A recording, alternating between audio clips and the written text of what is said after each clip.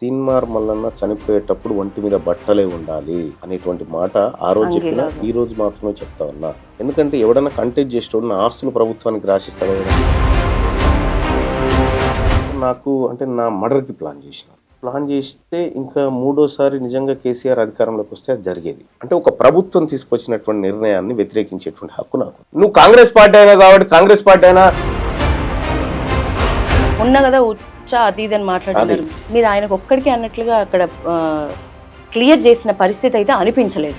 బీసీలంతా మా ఉత్సదాగాలరా అని పెట్టిందన్న చూస్తారా కామెంట్? ఇక చూడరు బీసీలంతానట రెడ్ల ఉత్సదాగాల మా ఉత్సదాగాలరా అని చెప్పి అలా కామెంట్ పెడతా ఉంటే ఎవడు దాగి బతుకుతున్నాడు ఈ దేశంలో? మాది కదా, మా దాగుకుంటూ మీరు మమ్మల్ని అంటారా? రెడ్డి ఓట్లు లేకుండా మీరు గెలిచినారు అనుకుంటున్నారా? 100%. కోమటిరెడ్డి వెంకటరెడ్డి డైరెక్ట్ గా నన్ను తిట్టు కానీ నా కులాన్ని తిట్టకు అని ఒక స్టేట్మెంట్ మీకు పాస్ చేసినారు. మీ మాటలకు అసలు విలువ ఇవ్వాల్సిన అవసరమే లేదు. కోమటిరెడ్డి వెంకటరెడ్డి గారిని తిట్టే కూడా నోరు. 2 టీచర్ ఎమ్మెల్సీ, 1 గ్రాడ్యుయేట్ ఎమ్మెల్సీ. మీ అభిప్రాయం ప్రకారం ఎట్లా ఉండే అవకాశం ఉంది అవుట్ రిజల్ట్స్? మనకి ఎంత గెలవాలని ఉన్నప్పటికీ కూడా మనం ఏం చేయలేం. కొన్ని సందర్భాలు బీసీలకు షోకాజ్ నోటీసులు ఇచ్చి బీసీలంతా ఇన్ని ఉండొద్దు. BC CM candidate Teenmar Mallanna కాబట్టి ఈ ఫైట్ అంతా అనే విమర్శకులకి ఏం చెప్తారు? ఇప్పుడు ఇంత ముందుకే మీకు చెప్తున్నా, నేను పదవుల కోసం పనిచేయట్లేదు. ఇప్పుడు 2 గంటలు ఉన్న హన్మకొండ జర్నీకి ఏకంగా హెలికాప్టర్ వేసుకొని వెళ్ళిండ్రు. మరి ఎట్లా వచ్చింది రాజకీయాల్లో రాకపోతే ఈ సంపాదన? ఒక విషయం మీరు గుర్తుపెట్టుకోండి,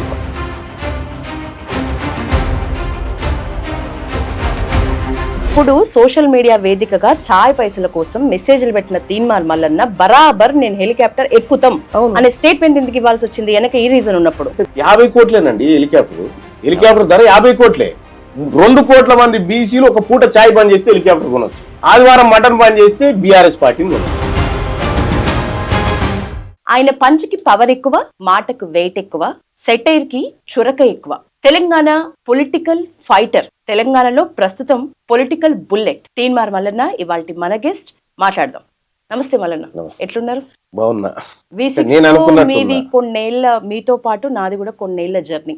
ఒక రాజకీయ నాయకుడిగా, ఎమ్మెల్సీగా మిమ్మల్ని ఇట్లా చూడటం నిజంగా చాలా సంతోషంగా ఉంది నాకు.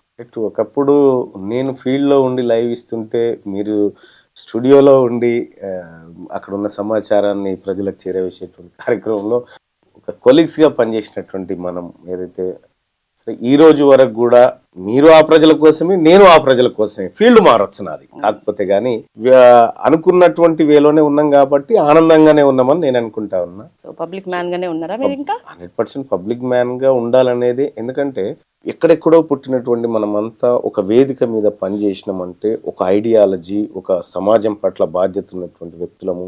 సరే, మనం బ్రతకడంతో పాటు మిగతా సమాజానికి కూడా ఒక మంచి చేయాలనేటువంటి తపన ఉన్నటువంటి వేదిక మీద నుంచి వచ్చిన వాళ్ళం మనమంతా.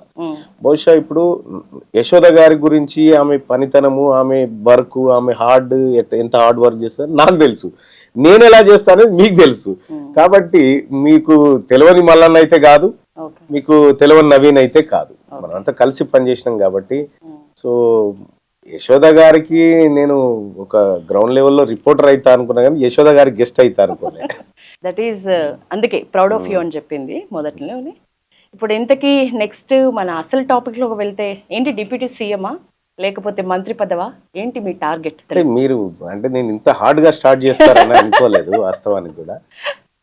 వాస్తవానికి తీన్మార్ మల్లన్నకి పదవుల మీద ఆశ లేదు యశోద గారు.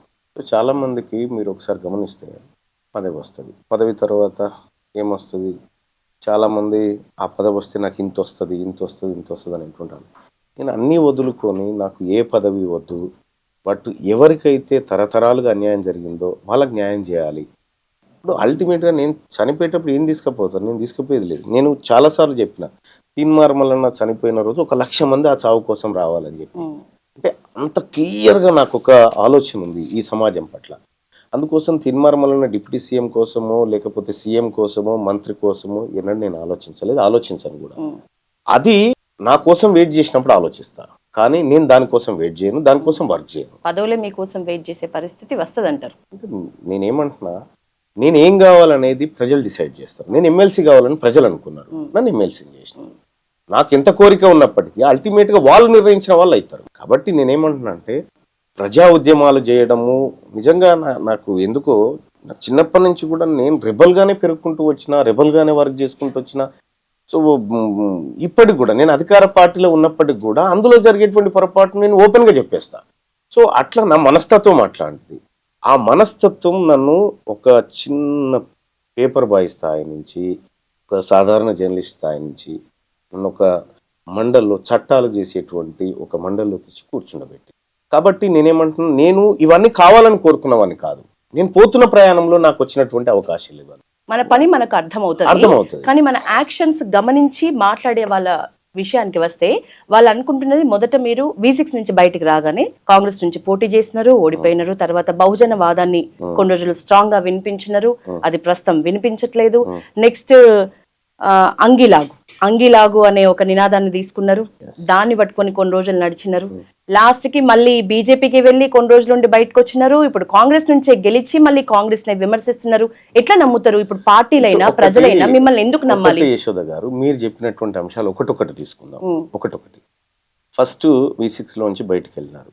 ఎస్, నేను V6 లోంచి బయటికి వెళ్ళి నేను ఎమ్మెల్సీగా కంటెక్ట్ చేసేటప్పుడు అక్కడ ఉన్నటువంటి CEO గారికి నేను రిక్వెస్ట్ పెట్టిన, సార్ నేను రిజైన్ చేయాలనుకుంటున్నాను. ఎందుకంటే దానికి రిజైన్ ఎందుకురా, మీకు ఇంట్రెస్ట్ ఉంది అది చేసి మళ్ళీ రా అంటే నేను గెలవననుకుంటున్నావా అని చెప్పి కొద్దిగా తర్వాత సార్ నేను అట్లా చేయడం కరెక్ట్ కాదు, అందుకోసం రిజైన్ చేస్తాంటే పాపం ఆయన యాక్సెప్ట్ చేసి రిసిగ్నేషన్ ఇచ్చిన తర్వాత నేను ప్రజాక్షేత్రంలోకి వచ్చిన. అప్పటి వరకు కూడా నేను తీన్మార్ వార్తలు రాసినా ఏవి రాసినా ఒక జర్నలిస్ట్గా రాయలే, ఒక పేదోడి గుండె లోతుల్లోంచి రాసుకుంటూ వచ్చిన నేను అవన్నీ.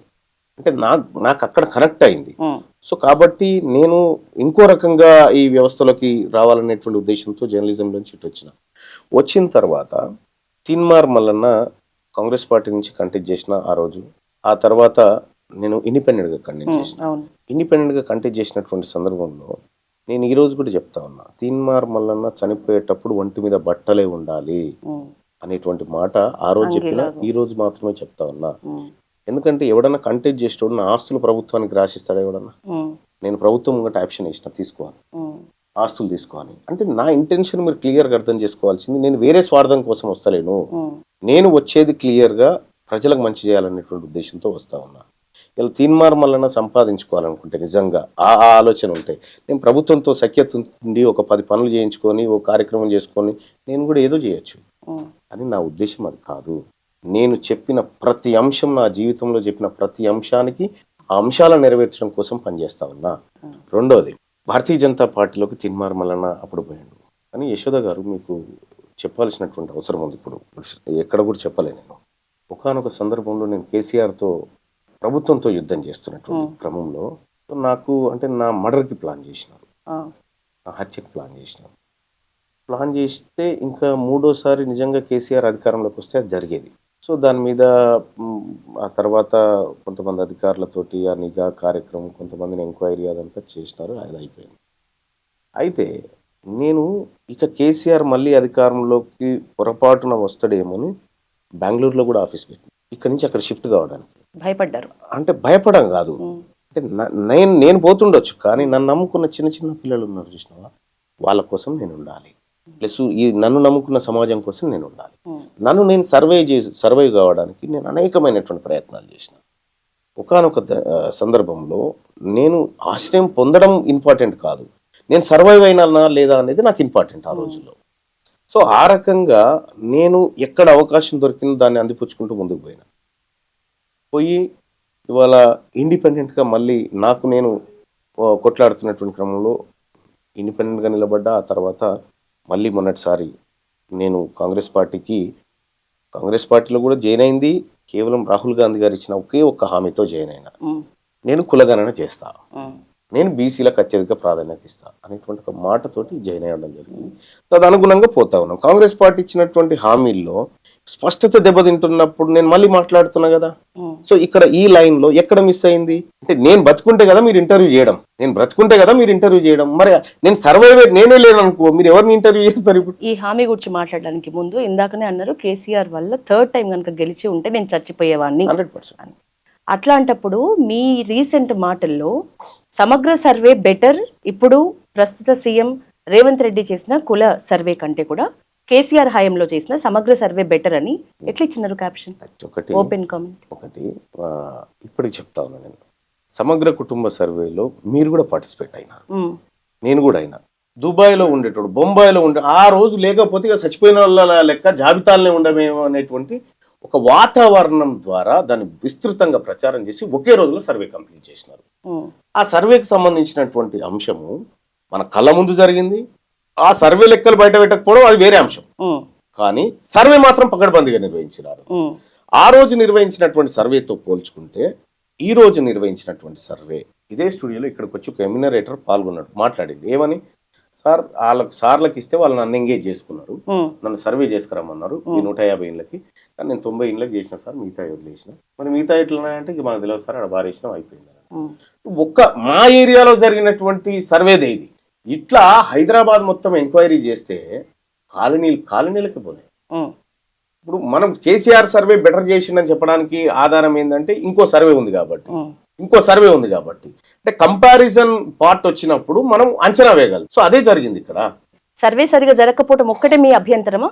కులగణన విషయంలో మీకున్న ప్రధాన అభ్యంతరాలు ఏంటి? రైట్, కులగణన విషయంలో మేము ఏమంటున్నాం, 1931లో కులాలుగా మమ్మల్ని లెక్క పెట్టి, సో ఆ తర్వాత కులాలుగా లెక్క పెట్టడానికి 90 సంవత్సరాలు పట్టింది మమ్మల్ని మా జుట్లు లెక్క పెట్టడానికి.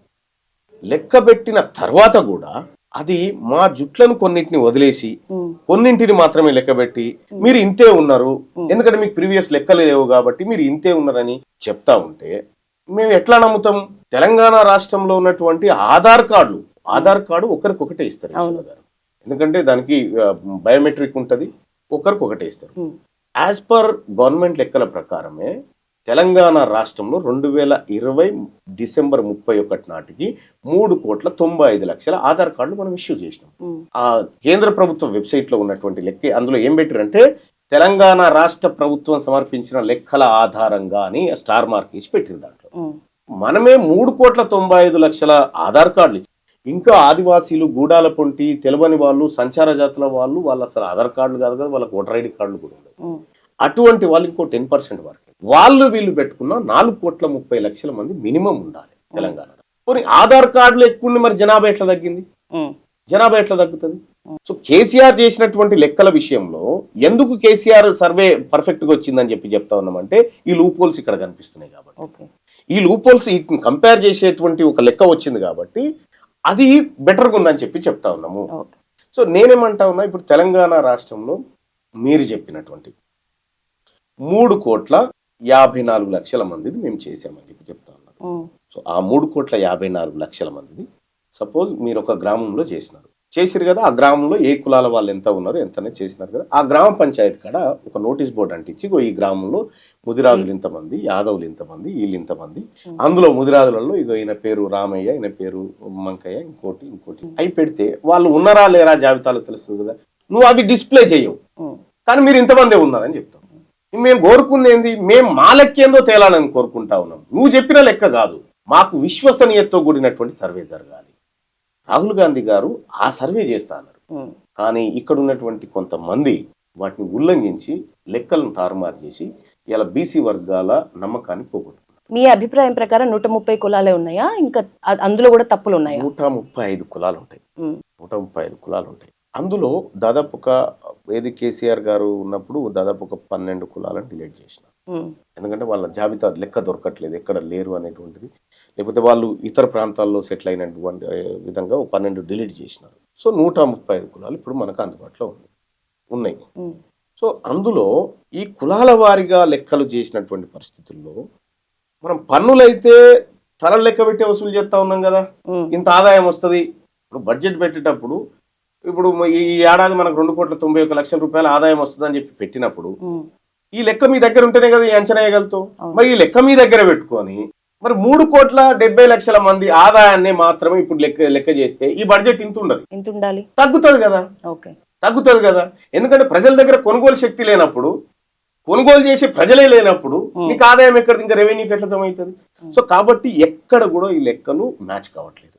ఇది ఒక తీన్మార్మలనే చెప్తుంది కాదు, బీసీ సమాజం అంతా కోడై కూస్తుంది. ఇవాళ ఏదో బీఆర్ఎస్ పార్టీ నాయకులు అంటున్నానో, భారతీయ జనతా పార్టీ నాయకులు అంటున్నానో కాదు, ఇది మొత్తం ప్రజలందరూ మూకుమ్మడిగా ఇది మాకు నచ్చలేదు అని చెప్పి చింపి అవతల పారేసినది. మీరు చింపినారు.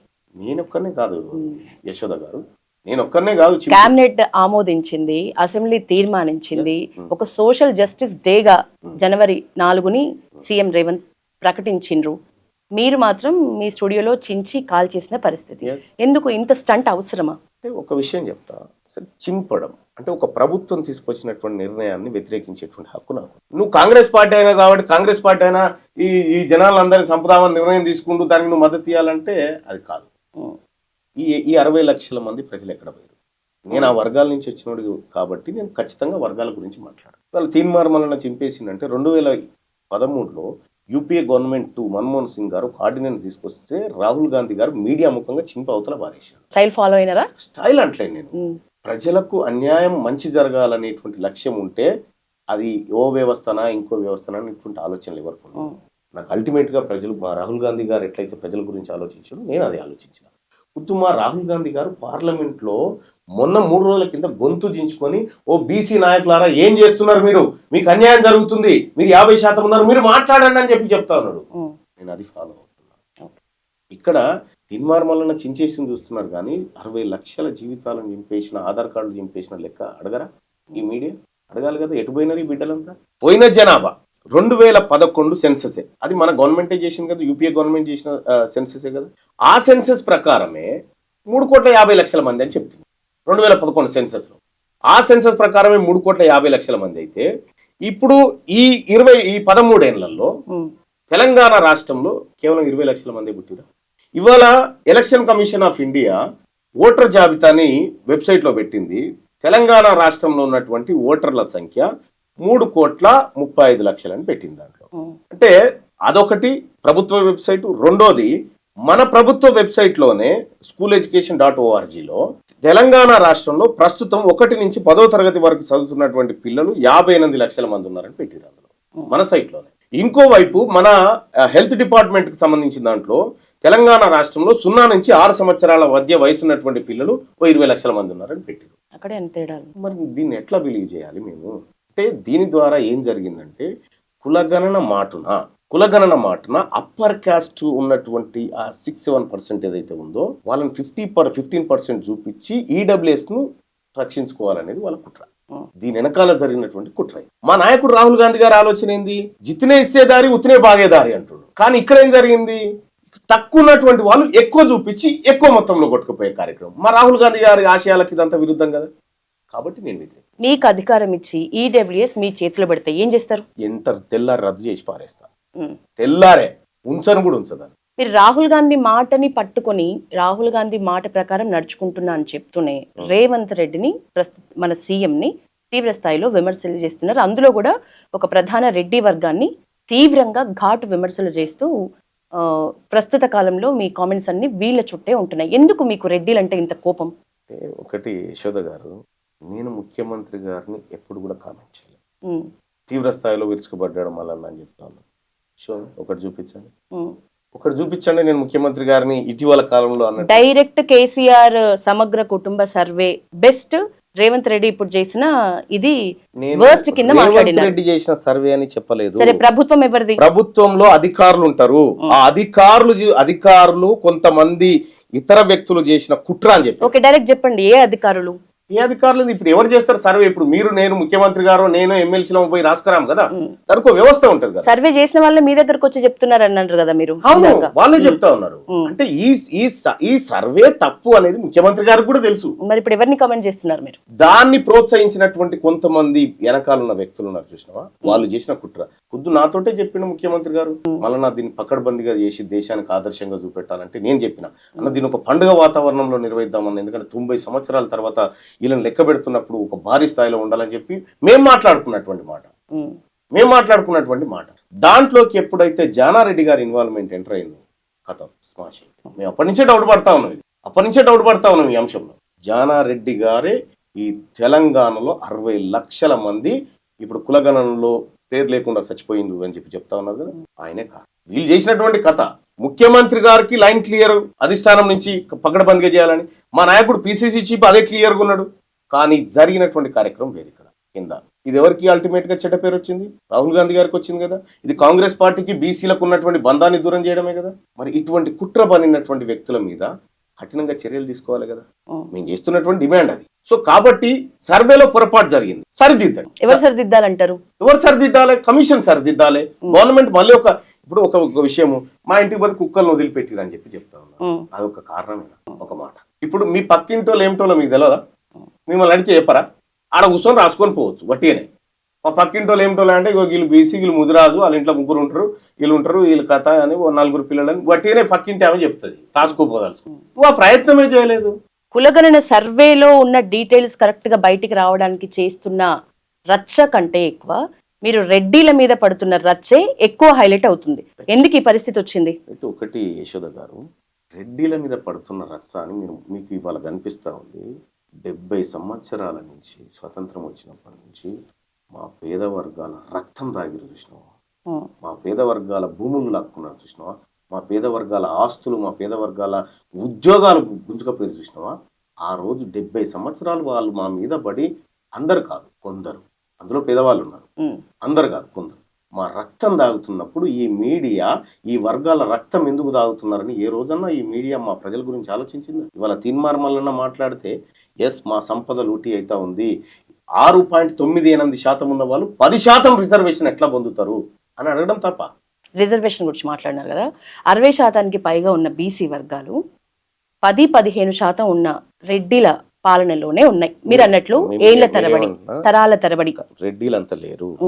తెలంగాణ రాష్ట్రంలో రెడ్డిల జనాభా సమగ్ర కుటుంబ సర్వే లెక్కల ప్రకారం 2.44. వెలమల జనాభా 0.4%. అయితే ఇంకా ఈజీ అవుతుంది క్వశ్చన్. జస్ట్ అంత పర్సెంట్ ఉన్న వాళ్ళు వీళ్ళ ఓట్లతోని ఆ ఐక్యత, ఆ లీడర్షిప్ ఇక్కడ ఉంటే ఈ పరిస్థితి ఎందుకు వచ్చేది? అది సాధ్యం ఎట్లా అవుతుంది?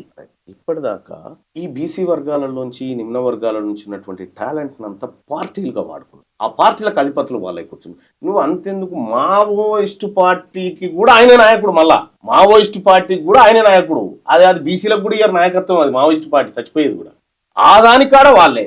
నీకు ఈ దేశంలో నక్సలిజాన్ని నిర్మూలించాలనేటువంటి వ్యవస్థ కూడా మళ్ళా వాళ్ళే. అంటే అన్ని చోట్లలో ఎక్కడైతే పొలిటికల్ అవకాశాలు, ఎక్కడైతే డామినేషన్ అవకాశాలు ఉంటే వాటిని వాళ్ళ గుప్పిట్లో పెట్టుకున్నారు. ఇవాళ మా ప్రజలకు ఈ ఓట్లు మాయి కదా అనేటువంటి సోయి వచ్చిన తర్వాత ఇప్పుడు వాళ్ళలో ఆందోళన. అమ్మ మేము ఇన్ని రోజులు చేసుకున్నటువంటి ఈ పనంతా పోయేటట్టుంది, ఇది బీసీ ప్రజల చేతుల్లోకి వెళ్ళిపోతట్టుంది అనేటువంటి ఒక భయాందోళనలో ఆ భయాందోళన పుట్టించి, ఆ భయాందోళన ద్వారా వాళ్ళు మాట్లాడుతుంది ఏంటంటే తీన్మార్ మల్లన్న కాదు వాళ్ళ టార్గెట్. ఇప్పుడు తీన్మార్ మల్లన్న సృష్టిస్తున్న బీసీ ఉద్యమం వాళ్ళ టార్గెట్. ఇప్పుడు తీన్మార్ మల్లన్న మీద ఇవన్నీ అనాలే. ఇట్లా నిజంగా చెప్తా ఉన్నా కదా, నేను పల్లవి న్యూస్ లో ఛాలెంజ్ చేస్తా ఉన్నా. తీన్మార్ మల్లన్న మీ గురించి మాట్లాడిన తప్పు మాట ఏందో తీసుకురారు చూద్దాం. ఎవరిని సవాల్ చేస్తున్నారు? ఎవరైతే అంటా ఉన్నారో వాళ్ళకి దమ్ముంటే చూపెట్టమని. విషయం ఏంటంటే మొన్న కదా అది ఇదని మాట్లాడినారు. చెప్తాను, దానికి కారణం చెప్తాను. లైవ్ నడుస్తూ ఉంటే నేను బీసీలకు సంబంధించి అన్యాయం చేస్తున్నామని చెప్తా ఉంటే అతని పేరు ఏదో ఉండిస్తాం. అతను ఏం చేసినాడంటే ఒక కామెంట్ పెట్టినాడు. నేను బీసీల గురించి మాట్లాడుతూ ఉంటే ఆయన ఒక కామెంట్ పెట్టి, ఆ కామెంట్లో ఆయన ఏమంటాడంటే, అది మీరు చూడాల్సినటువంటి కామెంటు. మీరైతే ఈ లైవ్ నడుస్తూ ఉంటే ఆయన ఈ కామెంట్ పెట్టినాడు. పెడితే ఆ స్టేజ్ మీద ఇగో ఇట్లా పెట్టినారు అని చెప్పినారు. అంటే బీసీలందరూ కూడా ఎప్పుడు మా ఉచ్చదాగాలని ఆయన కామెంట్ పెడితే, మేము ఆత్మగౌరవం చీము నెత్తురుతో బతుకుతున్నటువంటి బీసీలను ఈ కామెంట్ పెట్టొచ్చునా అండి బీసీల గురించి? మీరు ఆయనకు ఒక్కడికి అన్నట్లుగా అక్కడ క్లియర్ చేసిన పరిస్థితి అయితే అనిపించలేదు. అయితే విషయం ఏంటంటే, నేను పోని వాళ్ళ పేరన్నా తీసుకున్నానా, ఎవడు దాగి బతుకుతున్నాడు ఈ దేశంలో? మాది కదా, మా దావుకుంటూ మీరు మమ్మల్ని అంటారా అనేటువంటి రిప్లై కూడా ఇవ్వద్దా? పేరు తీసుకోకపోవడం వల్లే మీరు ఈ మాటకి ఇన్నిసార్లు ఆన్సర్ చేయాల్సి వస్తుంది. నేను ఆన్సర్ చేయనండి. మీరు ఒకటి అర్థం చేసుకోండి యశోద గారు, నేను పిచ్చోడిని కాదు. నేను నా పదాన్ని వాళ్ళ నోటి ద్వారా ప్రపంచం అంతా పాకించిన నా ఐడియా. నేను వాళ్ళ ద్వారా పని చేయించుకున్నా వారం రోజులు. అది నేనేం చేయాలనేది, వాళ్ళు ఏం పని చేయాలనేది కూడా నేనే డిసైడ్ చేశాను. నేనేమంటున్నా, దానికి కాదు ఇక్కడ వ్యవహారం. తీన్మార్ మల్లన్న సృష్టిస్తున్న ఉద్యమాన్ని డ్యామేజ్ చేయడానికి ఈ పదాన్ని తీసుకొని వచ్చారు వాళ్ళు, అంతే తప్ప. కానీ వాళ్ళకి తీన్మార్ మల్లన్న అనడా అంటే ఏమీ ఉండదు, మళ్ళా ఏమీ ఉండదు. కానీ దీన్ని అని చూపించాలి, దీన్ని అని ఏదో ప్రాపగండ చేయాలనేటువంటి. అయితే లక్కీగా ఏం జరిగిందంటే వాళ్ళు అట్లా చేయడు చూడుతో బీసీలు యూనిటీ అయినరా అయ్యారు కదా. అంటే మేము వేసినటువంటి ట్రాప్ లోకి వచ్చారు 100% కొంతమంది. సో ట్రాప్ వేసిండ్రు, మేము 100% వేస్తాం కదా. అంటే మా వాళ్ళని యూనిటీ చేయడం కోసం మా దగ్గర ఉన్నటువంటి అన్ని ఆప్షన్స్ వాడతాం. కాబట్టి నేనేమంటున్నా, నేను ఎవరిని అట్లా అనలేదు అనే ఉద్దేశం మాది కాదు. ఎందుకంటే మా పంచాయతీ ఆ పేదవాళ్ళతో కాదు, మా పంచాయతీ పాలకులతో, మా పంచాయతీ తరతరాలుగా మా బతుకులతోని జీవితాలతో ఆడుకుంటున్నటువంటి వ్యవస్థలతో మా పంచాయతీ. రెడ్డి ఓట్లు లేకుండా మీరు గెలిచినారు అనుకుంటున్నారా? 100%. ఇక ముందు కూడా రెడ్డి ఓట్లు మీకు అవసరం లేదా? నాకు వద్దు, వద్దా? వద్దండి. ఎవరన్నా అట్లా నేను వేస్తా అంటే కూడా దయచేసి మానుకోమని చెప్తున్నాను. రెడ్డి ఓట్లు మీకు వద్దు? నాకు వద్దు మేడం. లేవు, అలా ఓట్లు లేవు కదా. ఏం ఓట్లు వేసి ఏం చేసుకుంటా నేను? గిన్నె నోట్లతో నేనే ఏం చేసుకుంటా? మాయ గిన్నె ఓట్ల 60% ఓట్లు మా దగ్గర. ఇప్పుడు ఆ 2-3 ఓట్లతో మేము ఏం చేసుకుంటామండి? నేను ఎట్లయితే చెప్తున్నానో రెడ్ల ఓట్లు నాకు వద్దని, దయచేసి మీరు కూడా అట్లే చెప్పాలి. రెడ్లు ఏమని మల్లన్నకి రెడ్డి ఓట్లు వద్దు, బీసీల ఓట్లు మాకు కూడా వద్దని వాళ్ళు చెప్పాలి. ఎవరు చెప్పాలి? రెడ్డి ఓసీ చెప్పాలి. వాళ్ళు చెప్పాలి.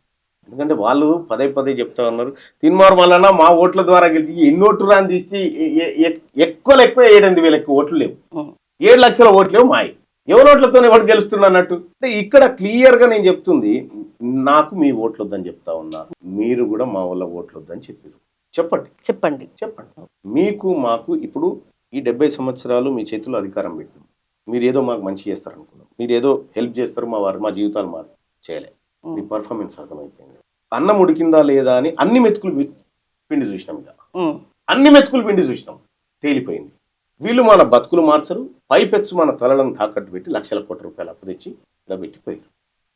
కాబట్టి ఇవాళ వాళ్లకు మాకు విడాకులు అనేటువంటి కార్యక్రమం వరంగల్లో పెట్టాం.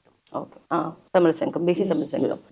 దాని పుణ్యమాని ఇప్పుడు ఒక వర్డ్ చెప్పినారు మీరు, మేము ఒక మంచి ట్రాప్, ఆ సక్సెస్ అక్కడ జరిగిన ఇష్యూ వల్ల ఆ ట్రాప్ లో కరెక్ట్ గా బీసీలు పడినారు అని. సో ట్రాప్ లో పడినారు మీరు అనటాన్ని నేను ఒప్పుకుంటున్నా, కానీ నేను ఒక క్వశ్చన్ అడుగుతా. ఇప్పుడు ఒక ఊర్లో 20 నుంచి 30 కులాలు ఉంటాయి మల్లన్న గారు. ఆ 20 నుంచి 30 కులాలలో అధికారం ఎవరికి ఇవ్వాలి? ఎవరికి ఇవ్వాలి అధికారం? ఎవరు బీసీ కులాలు 20 నుంచి 30, 40, 50 ఉంటాయి ఒక ఊర్లో. మరి అధికారం ఎవరికి అనుకుంటుంది? నేను మా ఊరు ఎగ్జాంపుల్ చెప్తా. మా ఊర్లో మాది మేజర్ గ్రామ పంచాయతీ. మా విలేజ్ లో మెజారిటీ ప్రజలు అయినటువంటి బీసీలో మెజారిటీ ప్రజలు ముదిరాజులు. ఆ ముదిరాజును తీసుకొచ్చి 300 కాపులు, గౌడ్స్ వీళ్ళందరూ కూడా సపోర్ట్ చేసినాం. బట్ ఈయన గెలిచిపోయాడు. మళ్ళీ ఇంకొకరికి అవకాశం వచ్చినప్పుడు వీళ్ళందరూ సపోర్ట్ చేసి. అంటే విషయం ఏంటంటే అధికారాన్ని షేర్ చేసుకునేంత తెలివి లేదా మా దగ్గర. మెజారిటీని బట్టి వెళ్తే అయిపోతుంది. అక్కడ అధికారాన్ని షేర్ చేసుకునే బుర్ర లేదనుకుంటారా? అదే బుర్ర ఉంటే మరి ఈ కులాలుగా ఎన్నో ఏళ్ల నుంచి విడిపోయిన బీసీల ఐక్యత ఎందుకు సాధ్యం కాలేదు? యశోద గారు, బీసీలు కులాలు కాదు, క్లాస్, బ్యాక్వర్డ్ క్లాస్ అంటారు దీన్ని, కాస్ట్ అన్నారు, బ్యాక్వర్డ్ క్లాస్. ఇక్కడే అసలు మతలాబు ఉంటది. మేము కులాలుగా వృత్తిపరంగా విడిపోవచ్చు, కానీ ఒకే క్లాస్. మేము ఒకే క్లాసు. ఇప్పుడు షెడ్యూల్ క్యాస్ట్ అని ఉంది, అది క్యాస్ట్. షెడ్యూల్ ట్రైబ్స్ అని ఉంది, అది ట్రైబ్స్. కాస్ట్ అని రాదు మళ్ళీ అక్కడ. అంటే ఆ వర్గాలకు సంబంధించిన, తెగలకు సంబంధించినటువంటి డివిజన్స్ ని ఇట్లా చేసుకొచ్చారు. కాబట్టి మేము బీసీలం అంతా క్యాస్ట్ కాదు, బిగ్ క్లాస్ వాళ్ళం. మేము క్లాస్ గా పోవాల్సిందే. ఈ నిజాన్ని మాకు చెప్పడానికి 70 సంవత్సరాల నుంచి వీళ్ళు చెప్పలే మీరు ఇదని. ఇవాళ మేము వచ్చి చెప్పుకున్న తర్వాత ఎస్ మనం ఇది అనేటువంటి ఒక ఆలోచన పుట్టింది మాలో. సో అధికారాన్ని ఎట్లా షేర్ చేసుకోవాలి, ఏం కథ, ఇప్పుడు ఎవరికి ఇవ్వాలి అనేటువంటి క్వశ్చన్ చేసినప్పుడు మొత్తం 135 కులాలు ఉంటే ఇప్పటి వరకు బీసీలలో ఉన్నటువంటి దాదాపు 96 కులాల మందికి అసెంబ్లీ ఆడ ఉంటుందో తెలియదు. వీళ్ళ గురించి ఎవడు ఆలోచించలేదు. పక్కనున్నటువంటి తమిళనాడుకు పోయి చూడండి, 69% రిజర్వేషన్ బీసీలకు. ఎందుకు? అక్కడ బీసీ సీఎం ఉంటాడు కాబట్టి, అక్కడ బీసీ భావజాలం ఉంటుంది కాబట్టి, అక్కడ ఈడబ్ల్యూఎస్ కోటా తీసుకొస్తే ఏపో ఇది మేము ఇక్కడ ఇంప్లిమెంట్ చేయకపో అని పక్కకు బారేసిరా. అంటే వడ్డించేవాడు మనవాడు ఉంటే అన్నీ జరుగుతాయి.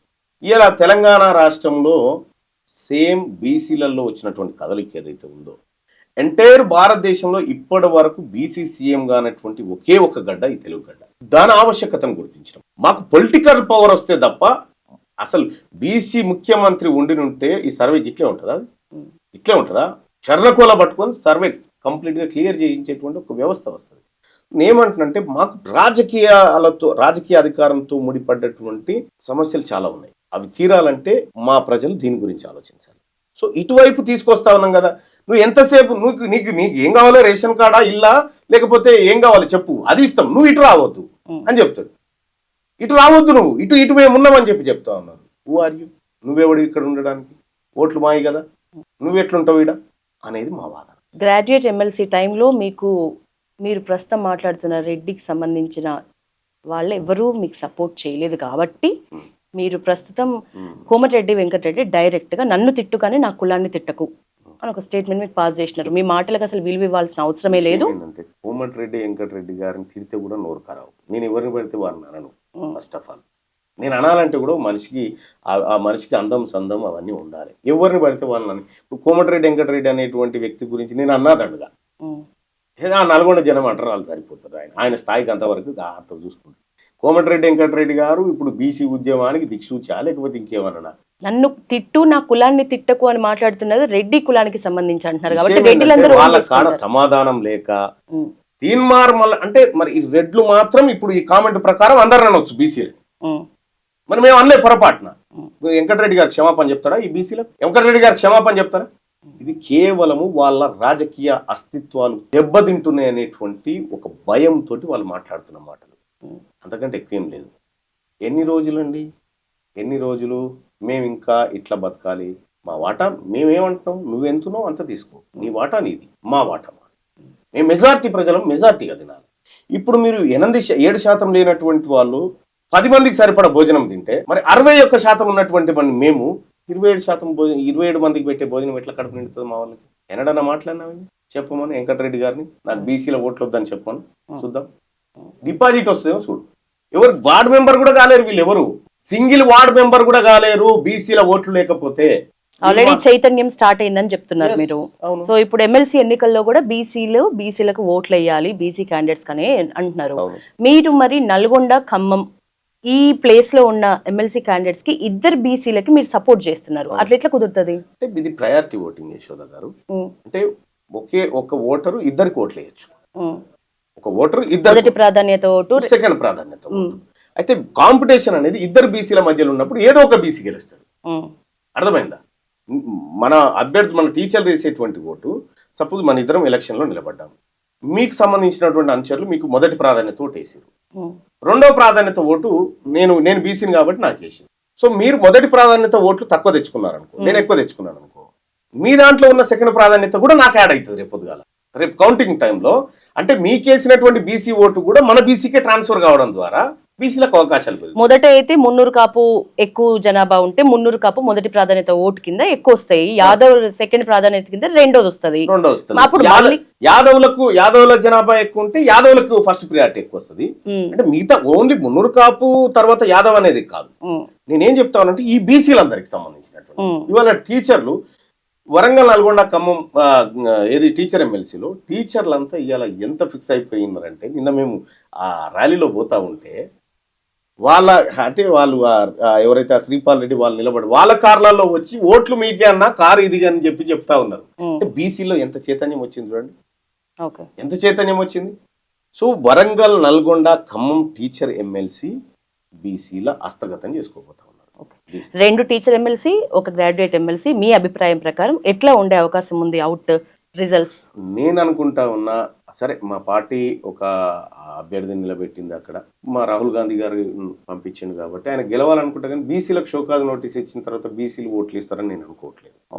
మనకి ఎంత గెలవాలని ఉన్నప్పటికీ కూడా మనం ఏం చేయలేం కొన్ని సందర్భాల్లో. బీసీలకు షోకాజ్ నోటీసులు ఇచ్చి బీసీలు అంతా ఉండొద్దు, బీసీలు వేరు మేము వేరు అనేటువంటి ఒక వ్యవస్థ క్రియేట్ అయిన తర్వాత ప్రజల్లో సాధారణంగానే అచ్చా మీరు ఇట్లా అనేటువంటి ఒక మనం ఇప్పుడు నేను చెప్పినా అయిన పరిస్థితి ఉండదు. కాబట్టి నేను అనుకుంటా ఉన్నా ఈ 3 స్థానాలు బీసీలు గెలవచ్చు. ఈ 3 స్థానాలు ఈసారి బీసీలు గెలుస్తారనేది నాకున్నటువంటి అంచనా. మీకు గట్టి నమ్మకం ఉంది చైతన్యం వచ్చింది అని కాబట్టి ఖచ్చితంగా. మీరు కాంగ్రెస్ పార్టీలో ఉంటూ కాంగ్రెస్ ను విమర్శిస్తున్నారు, ఆల్రెడీ షోకాజ్ నోటీసులు, క్రమశిక్షణ చర్యలు తీసుకోబోతున్నారని టాక్. అలాగే రెడ్డి ఐక్య సంఘం కూడా మిమ్మల్ని డిస్మిస్ చేయాలనే ప్రధానంగా డిమాండ్తో వాళ్ళు ఉద్యమాలు చేసే స్థాయిలో విషయం ఉన్నారు. ఏంటంటే, ఎట్లా ఎదుర్కొంటున్నారు ఇవన్నీ? నేను ఏదనుకుంటున్నానో అదే జరుగుతుంది. ఉమ్. నేను జరగాలనుకుంటుంది జరుగుతుంది అంతే. ఓహో, మీరు జరగాలని. విషయం చెప్తా ఉన్నా. ఇప్పుడు కాంగ్రెస్ పార్టీకి తీన్మార్ మల్లన్న వ్యతిరేకంగా మాట్లాడిన ఒక వర్డ్ని మీరు చూపించండి, చెప్పండి నాకు. మీరు పార్టీకి వ్యతిరేకంగా లేరంటారు. మీరు చెప్పండి. తీన్మార్ మల్లన్న పదే ఈడ క్యాష్ సెన్సర్ చేస్తుంటే ప్రజలారా ఇందులో పాల్గొనండి, కుల సంఘాల నాయకులారా ఇంటికి తీసుకుపోండి, ఇది మన కోసం మన నాయకుడు రాహుల్ గాంధీ గారి ఆలోచన, ఇది రాష్ట్ర ప్రభుత్వం చేస్తున్న ప్రతిష్టాత్మక కార్యక్రమం, ఈ పవిత్ర యుద్ధంలో పాల్గొనండి అని ప్రచారం చేసినప్పుడు తీన్మార్ మల్లన్న మా పార్టీ లైన్ ని ఇంప్లిమెంట్ చేయడం కోసం, సక్సెస్ చేయడం కోసం తీన్మార్ మల్లన్న చేసింది. మా పార్టీ కరెక్ట్ ఉంది, మా నాయకుడు ఆలోచన కరెక్ట్ ఉంది, మా పిసిసి చీఫ్ గారి ఆలోచన కరెక్ట్ ఉంది. కానీ దీన్ని ఇంప్లిమెంట్ చేయాల్సినటువంటి కొందరు వ్యక్తులు దాన్ని డ్యామేజ్ చేస్తారు. ప్రభుత్వ నిర్ణయాన్ని వ్యతిరేకించాడు తీన్మార్ మల్లన్న కానీ పార్టీ నిర్ణయాన్ని కాదు. క్రమశిక్షణ చర్యలు భాగంగా ఎట్లా ఫేస్ చేద్దాం? వాళ్ళ క్రమశిక్షణ లేక నా క్రమశిక్షణ నోటీసులు ఇస్తే నేనేం చేస్తా? అంటే ఎవరి మీద ఎవరి దగ్గర షోకాదు, కనీసం వాళ్ళకి అంత బుర్ర పని చేయలేకపోతే నేనేం చేస్తా దానికి? ఇప్పుడు తీన్మార్ మల్లన్న ఈ షోకాదు నోటీసులకు భయపడిపోయి గద ఉరుకుతాడు అనుకుంటారా? తీన్మార్ మల్లన్న ఒక పక్షి కొమ్మ చివరన కూర్చుంది, కొమ్మకున్న బలంగా తన రెక్కల బలం కోసం నమ్ముకొని కూర్చున్నాడు. ఈ నోటీసులకో గీటీసులకో తీన్మార్ మల్లన్న లాంటి భయపడు, ఇంకొకరిని చూసుకోరు దానికి. నేను ఏమంటున్నానంటే, తీన్మార్ మల్లన్న అనేటువంటి వ్యక్తికి మీరు ఫ్రీడమ్ ఇవ్వదలుచుకుంటే మీ ఇష్టం ఇచ్చి మీరు జబ్ దేకేంగే. నేను నా టాస్క్ 4 ఏళ్ళు అనుకున్నా, కానీ 3 సార్లు ఖతం చేసేటువంటి శక్తి వస్తుంది అప్పుడు, అంతే. ఏముంటుంది ఇక్కడ? ఈ కాన్స్టిట్యూషన్ ఇది ఉంది, కనీసం ఇందులో ఏముందో కూడా తెలియదు వాళ్ళకి. నాకు ఢిల్లీ నుంచి పంపించారు, నేను వీళ్ళు ఇచ్చిన నోటీస్ వాళ్ళకి పంపితే వాళ్ళు నవ్వి నాకు ఇది పంపించి చదువుకోమని వాళ్ళని అని చెప్పినారు. ఇందులో పేజ్ నెంబర్ 49 డిసిప్లినరీ రూల్స్ అనేది ఒకటి ఉంది. ఇందులో ఏముందంటే, deliberately action are carrying on propaganda against the programmes and decisions of the Congress, not government. So ఇక్కడ మనం కాంగ్రెస్ పార్టీ ఇచ్చినటువంటి ఆలోచన కరెక్ట్ అని చెప్పి ప్రజల్ని యాక్టివేట్ చేసినాం. పార్టీ లైన్ లోనే ఉన్నారు. ఎస్, పార్టీ లైన్ తప్పింది వీళ్ళు. పార్టీ లైన్ తప్పి పార్టీని ప్రజలకు దూరం చేసేటువంటి శక్తులు ఎవరైతే ఉన్నారో గాలి నాకు నోటీస్ ఇస్తే నేను తీసుకుంటాను. మా నాయకుడు రాహుల్ గాంధీ గారు, సోనియా గాంధీ గారు, వాళ్ళ ఆలోచన ఈ దేశంలో ప్రజలకు అందాలి. దానికోసం ఇలా తీన్మార్ మల్లన్న నేను చెప్పిన కాంగ్రెస్ పార్టీ గవర్నమెంట్ ఇక్కడ అధికారంలో ఉంది, నిజంగా మనకు ప్రభుత్వానికి సంబంధం ఉంది అనుకుంటే, ప్రభుత్వమే పార్టీ అని అనుకుంటే, కాంగ్రెస్ పార్టీ గవర్నమెంట్ ఇక్కడ అధికారంలో ఉంది, కాంగ్రెస్ పార్టీ ప్రభుత్వం పత్రికలకు మీడియా సంస్థలకు అడ్వర్టైజ్మెంట్స్ ఇస్తుంది.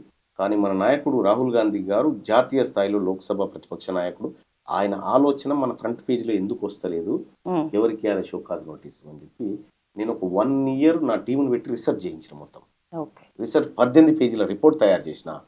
ఏ రోజు రాహుల్ గాంధీ గారు ఏం మాట్లాడిండు, ఇక్కడ ఎందుకు రావట్లేదు, రాహుల్ గాంధీ గారు అక్కడ ఓబీసీ అంశం ఎత్తినప్పుడల్లా ఇక్కడ రాదు ఫ్రంట్ పేజీలో. మరి ఆయన ఆలోచన కడ్డుకట్ట వేస్తున్నటువంటి వ్యక్తులు ఎవరు, ఇవన్నీ ఫైండ్ అవుట్ చేస్తా ఉన్నాం. మేము చేసి ఆయన ఆలోచనను మేము ప్రజల్లోకి తీసుకుపోవాలని ఎప్పుడైతే అనుకున్నామో, ఈ షోకాజ్ నోటీస్ ఏందండి నాకు తీన్మార్ మల్లన్న ఆ షోకాజ్ నోటీస్. రేపు పొద్దుగాల ఎమ్మెల్సీ ఎన్నికలలో బీసీలు ఇస్తారు నోటీసులు ఎట్లుంటాయి. అందుకనే నేను ఒకటి ఏం చెప్తా ఉన్నంటే, తెలంగాణ రాష్ట్రంలో 70 సంవత్సరాలుగా మా జీవితాలే పోయినాయి, మా తలరాతలే పోయినాయి, మీ రాతలు ఎంతనండి. ఈ కులగణంలో 60 లక్షల మంది మా బీసీలు తప్పిపోయినారు. వాళ్ళ సమాధులను చూపించాలి, వాళ్ళ డెత్ సర్టిఫికేట్లను చూపించాలి. లేకపోతే మీరు గతంలో మన పార్టీ చేసింది, కాంగ్రెస్ పార్టీ చేసినట్టు ప్రభుత్వం యూపీఏ గవర్నమెంట్ చేసిన సెన్సస్ కరెక్ట్ కాదు, తప్పని చెప్పదలుచుకుర్రా? మీరు అప్పుడు ఎవరిని అవమానించదలుచుకున్నారు ఈ లెక్కల ద్వారా? కాబట్టి ఇది తీన్మార్ మల్లన్న సారథ్యంలో నడుస్తున్నటువంటి మేల్కొల్పుతున్నటువంటి ఉద్యమం వాళ్ళ టార్గెట్. తీన్మార్ మల్లన్న కాదు. ఈ షోకాజ్ నోటీస్ ఇస్తే తీన్మార్ మల్లన్న బీసీల గురించి మాట్లాడడానికి వాళ్ళు భ్రమపడుతున్నారు. విషయం ఏంటంటే ఈయనకి ఇచ్చే అర్హత లేదు. ఫస్ట్ ఆఫ్ ఆల్ దాని గురించి టాపిక్ వచ్చి BC CM candidate Teenmar Mallanna కాబట్టి ఈ ఫైట్ అంతా అనే విమర్శకులకి ఏం చెప్తారు? ఇప్పుడు ఇంత ముందుకే మీకు చెప్పిన, నేను పదవుల కోసం పనిచేయట్లేదు, నేను నా పని చేసుకుంటూ పోతా ఉన్నా. తీన్మార్ మల్లన్న సీఎం కుర్చీలో కూర్చోవాలని కాదు, నేను సస్తే 1,00,000 మంది రావాలి నా సాగుకని చెప్తా ఉన్నా. నా ఇంటెన్షన్ వేరు. ఇప్పుడు తీన్మార్ మల్లన్న ముఖ్యమంత్రి పదవి కోసము, లేకపోతే తీన్మార్ మల్లన్న మంత్రి పదవి కోసము, లేకపోతే ఇట్లెందుకు వస్తాయి? నేను ప్రభుత్వంతో సఖ్యతగా ఉండి ముఖ్యమంత్రి గారితో చెట్టపాటలు వేసుకొని తిరిగితే కాదు వచ్చేటి నాకు అవి. నేను అట్లా చేయదలుచుకుంటే నాకు అట్లా వస్తాయి కదా, గిట్ల ఎందుకు వస్తాయి?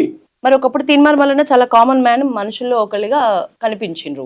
ఇప్పుడు 2 గంటలు ఉన్న హన్మకొండ జర్నీకి ఏకంగా హెలికాప్టర్ వేసుకొని వెళ్ళిండ్రు. మరి ఎట్లా వచ్చింది రాజకీయాల్లో రాకపోతే ఈ సంపాదన? ఒక విషయం మీరు గుర్తుపెట్టుకోండి, పాపం ఆయన ఇక్కడే ఉండే ఇప్పటిదాకా, పోయినట్టుండి ఇప్పుడే. పాపం నా మిత్రుడు యుఎస్ రిటర్న్ ఆయన. అయితే నేను ఈ సభ పెడుతున్నటువంటి సందర్భంలో నా మిత్రుడు కూడా ఎవరు అనుకున్నాం, మళ్ళా విలం, ఆయన అప్పర్ క్యాస్ట్. అతనికి ఈ సోషల్ కాజ్ మీద ఇలా అన్యాయం జరిగింది అనేటువంటి మాట ఉంది. అతను బుక్ చేసింది అది. నేను చెప్తా ఎందుకు చేసినామంటే, పి విల్సన్ గారు రాజ్యసభలో చీఫ్ విప్ ఆయన డిఎంకే పార్టీకి, ఆయన ఒక బిల్లు ప్రవేశపెట్టింది నిన్న మొన్ననే. అయితే ఆ బిల్లుకి సంబంధించినటువంటి ప్రిపరేషన్ ఆ వ్యవస్థ ఉంది, నాకు 1 గంట టైం మాత్రమే అన్నాడు. అంటే మేమేం చేసినాం సార్, మరి ఎట్లా అంటే ఇది ఒక 1.5 2 hours, మళ్ళీ 2 hours ఇదంతా లేట్ అవుతున్న ఉద్దేశంతో సార్ ఒక చాపర్ బుక్ చేస్తాం సార్, కానీ మీరు రావాలి సార్. ఆయన బీహార్ మాజీ ముఖ్యమంత్రి మండల్ గారు ఉన్నారు, మండల్ గారి మనవడు, ఈయన చిరంజీవి గారు, ఆర్ కృష్ణయ్య గారు, నేను అందరం కలిసి పోయినాం. పోయిన తర్వాత మీరు సభ మధ్యలోంచి వాళ్ళు వెళ్ళిపోయినారు, మీరు చూడండి. సభ చివరి దాకా ఉంది, ఎందుకంటే వాళ్ళకి రేపు పొద్దున పార్లమెంట్ ఉంది కాబట్టి వాళ్ళ కోసం ఏర్పాటు చేసింది. కానీ తీన్మార్ మల్లన్న ఎక్కి తిరిగేతుంది కాదు, అది ఏర్పాటు చేసింది. అది 100% అది ఆన్లైన్ ట్రాన్సాక్షన్ చేసి హైర్ చేసుకున్నాం, రెంట్కి తీసుకున్నాం. అది అదేదో తీన్మార్ మల్లన్న హెలికాప్టర్, నేను హెలికాప్టర్ తీన్మార్ మల్లన్న ఎక్కితే చర్చ అవుతా ఉంది. తీన్మార్ మల్లన్న హెలికాప్టర్ ఏంది, అవసరమైతే రాకెట్ ఎక్కిపోతాం కదా. మరి ఈ మాటలు ఒకప్పుడు సోషల్ మీడియా వేదికగా చాయ్ పైసల కోసం మెసేజ్లు పెట్టిన తీన్మార్ మల్లన్న బరాబర్ నేను హెలికాప్టర్ ఎక్కుతాం అనే స్టేట్మెంట్ ఎందుకు ఇవ్వాల్సి వచ్చింది? వెనక ఈ రీజన్ ఉన్నప్పుడు విషయం నేను చెప్తాను. దాన్ని కోసం ఒకవేళ అవసరమైతే, అంటే బీసీలు ఎవరు కూడా, లేకపోతే ఎవ్వరు కూడా హెలికాప్టర్ ఎక్కే అర్హత లేదు ఈ దేశంలో. అసలు హెలికాప్టర్ ఎట్లా ఎక్కుతారా, మీరు ఏ జాతిలో మీరు ఎట్లా ఎక్కుతారా అనేటువంటి విధంగా ఈ క్వశ్చన్ ఉంది. నేను ఒకటి చెప్తా ఉన్నా, హెలికాప్టర్ అంటే పెద్దదా? అది ఎవడు ఎక్కకూడదా? అంటే బీసీ సభల కోసం ఒక హెలికాప్టర్ వాడితే, అంటే దానికి కూడా వాడడానికి కూడా కారణం అది. మీరు విల్సన్ గారు మీరు చూడండి, ఆయన వచ్చినటువంటి, ఆయన సుప్రీంకోర్టు న్యాయవాది, ఆయన ఓబీసీ ఆర్గనైజేషన్స్ కోసం దేశవ్యాప్తంగా వర్క్ చేస్తున్నటువంటి ఒక వ్యక్తి. ఆ ఇంపార్టెంట్ వ్యక్తికి ఆయన సమయాన్ని వృధా చేయకుండా, యాక్చువల్గా నేను కాదు అందులో పోవాల్సింది, నేను కాదు, ఇంకొక పర్సన్ వచ్చేది ఉండే. ఇంకో పర్సన్ రాకపోవడంతో నేను పోయినా. వాస్తవానికి నేను పోవడం నాది యాక్చువల్గా ఎందుకంటే నేను చాలా జాగ్రత్తగా ఉన్నా. అది హెలికాప్టర్ అప్పర్ క్యాస్ట్ అది పుట్టుకు నేను గులగొచ్చినా బాధ అవుతుంది అన్న ఉద్దేశంతో నేను ఈ ప్లాన్ చేసిన. నేను మామూలుతో డిస్కస్ చేసి, బాయ్ సాబ్ నేను అందులో పోను, నేను రోడ్ ఎంటా పోతా, వీళ్ళని తీసుకొని రండి అంటే, ఎందుకన్నా ఖాళీగా ఉంది అట్టేం లేదని చెప్పి ఆ కెప్టెన్ వాళ్ళతో వీళ్ళతో మా వాళ్ళు మాట్లాడి మీరు పోవచ్చు అంటే పోయినా నేను. అంతే తప్ప కానీ మీరు చివరి క్షణం దాకా నాది ఉంటుంది, మీరు చూడండి. అయితే అది దానికోసం వాడింది. ఇప్పుడు తెలంగాణ రాష్ట్రంలో ఉన్నటువంటి బీసీలంతా మేలుకొని వాళ్ళ జేబులోంచి 10 రూపాయలు ఖర్చు పెట్టుకొని వ్యవస్థ నడిపించుకుంటా ఉంటే, అట్లెట్లా ఖర్చు పెడతారు, అట్లెట్లా ఎక్కుతారు, అట్లెట్లా తిరుగుతారు అని చెప్తా ఉన్నారు. 50 కోట్లేనండి హెలికాప్టర్ ధర 50 కోట్లే. 2 కోట్ల మంది బీసీలు ఒక పూట ఛాయ్ బంద్ చేస్తే హెలికాప్టర్ కొనొచ్చు, ఒక్క పూట ఛాయ్ బంద్ చేస్తే హెలికాప్టర్ కొనొచ్చు, ఆదివారం మటన్ బంద్ చేస్తే బీఆర్ఎస్ పార్టీని కొనొచ్చు. దాని పైసలు అయితే ఈ ఏదో పెద్దగా ఆశ్చర్యపోయినట్టుగా తీన్మార్ మల్లన్న, తీన్మార్ మల్లన్న నాకు ఈ ప్రజలు, నా వర్గాల ప్రజలు నాకు ఎప్పుడు ఆపద వచ్చినా నాకు నిలబడ్డారు. ఆ విధంగా మేము ముందుకు పోతా ఉన్నాం. ఇక తీన్మార్ మల్లన్న మీటింగులు పెట్టకూడదు, ఏం చేయాలి మరి తీన్మార్ మల్లన్న? సమరసంఘం, బీసీ సమరసంఘం కూడా హన్మకొండ సభ ఏ స్థాయిలో సక్సెస్ అయింది అనుకుంటున్నారు? పెద్ద బీసీ లీడర్స్ అయితే దాంట్లో కనిపించలేదు ఆ సభలో. మరి ఏ స్థాయిలో సక్సెస్ పెద్ద అనే దానికి మీరు ఏమనుకోరు, కులమానం ఏంది? పెద్ద అంటే కులమానం. బీసీలో ఉన్న ప్రముఖ నాయకులు కూడా చెప్పరా కనిపించలేదు. అంటే నేనేమంటున్నా ఆ పెద్ద అనుకునే దాంట్లో వాళ్ళు ఎవరో ఆ కట్అవుట్స్ ఏంటివో చెప్పి, మీరు అనుకున్నంత ప్రకారం అయితే జరిగిందా? 100% జరిగింది. వరంగల్ రోడ్డు మీదకి 1 లక్ష మందిని తీసుకురాగలిగాం ఆ సభ ద్వారా. ఎన్నడూ బీసీల చరిత్రలో కూడా ఎన్నడూ కనివిని ఎరుగనటువంటి ఒక కార్యక్రమాన్ని చేయగలరు. నెక్స్ట్ ఉండే అవకాశం ఉన్నాయి. ఒకవేళ అది సక్సెస్ కాలేదంటే వీళ్ళు హ్యాపీగా ఉందరు, వీళ్ళు వెళ్ళి ఎందుకు పెడతారు? అదే సక్సెస్ అనుకుంటున్నాను. నెక్స్ట్ ఉంటున్నాయా అట్లాంటి? 100% ఉంటాయి. మేము కరీంనగర్లో పెట్టాలనుకుంటున్నాం సభ. ఆ తర్వాత ఒక 10 ఊర్లలో 10 గ్రామాలలో కొన్ని సభలు పెట్టాలనేది ఆలోచన చేస్తూ ఉన్నాం. వివిధ గ్రామాలలో ఎందుకు పెట్టాలి, దాని ద్వారా ఏం రాబోతుందని త్వరలో. అట్లాగే కరీంనగర్లో కూడా ఈ ఎమ్మెల్సీ ఎలక్షన్ లోపే ఒక సభ ఏర్పాటు చేయాలనేది ఒక చర్చ జరుగుతుంది. దాన్ని ఎంతవరకు పోతో చూడాలి. ఎందుకంటే బీసీల ఓట్లు పడాలి అనేటువంటి ఉద్దేశంతో బీసీ జేఏసీ వాళ్ళు పెడతా ఉన్నారు. దానికి అందరం కూడా హాజరవుతాం కూడా. అంటే అదొకటే సభ కాదు, ఇంకా చాలా సభలు చేసేది ఉంది, చాలా పోరాటాలు చేసేది ఉంది. మేము ఇప్పుడే బిగిన్ అయినాం అంతే, లోపలికి ఎంటర్ అయ్యి మా వర్గాలన్నింటినీ కొద్దిగా మేల్కొల్పుతూ వస్తా ఉన్నాం. ఇవాళ గ్రామానంతా కూడా బీసీలు కూడా చర్చించుకునే స్థాయికి తీసుకొచ్చినాం అంశాన్ని. సో నేను ఒక రకంగా చెప్పాలంటే వాళ్ళకి థ్యాంక్స్ చెప్పాలి. ఎవరికి వాళ్ళు ఎవరైతే వాళ్ళు యూనిటీ కావడంతో వీళ్ళు యూనిటీ అయ్యారు ఇక్కడ సింపుల్గా. సో ఆ ఫార్ములాని వాడినాం మేము, సక్సెస్ఫుల్గా అది జరిగిపోయింది. నెక్స్ట్ లెవెల్ పనులు కూడా కొన్ని వాళ్ళకి అప్పచెప్పితే అవి అప్పచెప్పి గ్రేట్ ఫార్ములా ఓపెన్ గా చెప్పినందుకు. నెక్స్ట్ ఇప్పుడు మీరు పార్టీ లైన్ లోనే ఉన్నా, ఈ ఫార్ములా ఉండదు కదా చెప్పడానికి. పార్టీ లైన్ లో ఉన్నా అంటున్నారు. పార్టీ లైన్ లో ఉన్నా, కాంగ్రెస్ పార్టీలోనే ఉన్నా, నేను పార్టీని ఏ స్థాయిలో ఎప్పుడు విమర్శించలేదు అంటున్నారు. కానీ ప్రతిపక్షంలో ఉన్న ప్రధాన నాయకులు ఇప్పుడు కేటీఆర్ అయినా హరీష్ రావు అయినా ప్రముఖంగా విమర్శలు చేస్తున్నారు. పార్టీలో ఉన్న తీన్మార్ మల్లన్ననే పార్టీలో ఉంటూ పార్టీ చేసిన సర్వేని ఈ స్థాయిలో విమర్శలు చేసి బయటకు రావటం గురించి ప్రతిరోజు మాట్లాడుతున్న పరిస్థితి. వాళ్ళకి మీరు ఛాన్స్ ఇచ్చిన పరిస్థితి అనిపించట్లేదు. ఎందుకంటే కాంగ్రెస్ పార్టీ మా నాయకత్వం మాకు అంత ఫ్రీడమ్ ఇస్తుంది. ఇక్కడ తప్పు పొరపాట్లు ఉంటే మాట్లాడనేటువంటి ఫ్రీడమ్ ఇస్తుంది మా పార్టీ. వాళ్ళు సిగ్గుపడాలి, వాళ్ళ పార్టీలో మోనార్క్ పార్టీ అది. వాళ్ళు చెప్తారా? వాళ్ళ దాంట్లో సహజంగా వాళ్ళ దాంట్లో ఉన్నట్టు ఉండాలనుకుంటారేమో బహుశా.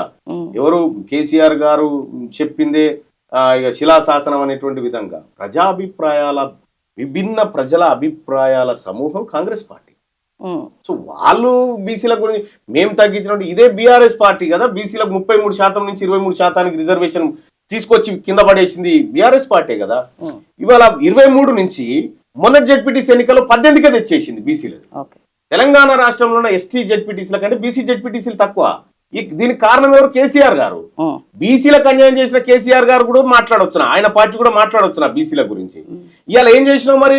నువ్వు అలా సకల ఏది సమగ్ర కుటుంబ సర్వే చేసి లెక్కలు తీసినావు కదా, ఆ లెక్కలు ఎందుకు బయటపెట్టలే? సరే ఎంహెచ్ఆర్డీ వెబ్సైట్ లో ఏదో పెట్టు ఆ లెక్కలో ఈ లెక్కలో కొంత ప్రామాణికంగా దొరికినాయి. సరే మేము ఆ లెక్కలు కూడా కంపేర్ చేయలేదు, తప్పన్నందుకు. మళ్ళీ సెన్సెస్ దగ్గర పోయినాం, 11 సెన్సెస్ దగ్గర పోయి తీసుకొచ్చి మన సైట్ లో చూస్తే కూడా తప్పని తేలింది. నేనేమంటున్నా, బీఆర్ఎస్ పార్టీ నాయకులకు అటు కేటీ రామారావు గారు కానీ, హరీష్ రావు గారు కానీ, కవిత గారు కానీ, ఎవరైనా ఇవాళ తీన్మార్ మల్లన్న మీ మనిషి, నేను ప్రజల మనిషిని, మీరు ప్రజల్లో లేరు, మీరు ఈ ప్రజలకు ద్రోహం చేసిన మనుషులు. మీరు మాట్లాడతారా? మీరు మాట్లాడొచ్చునా?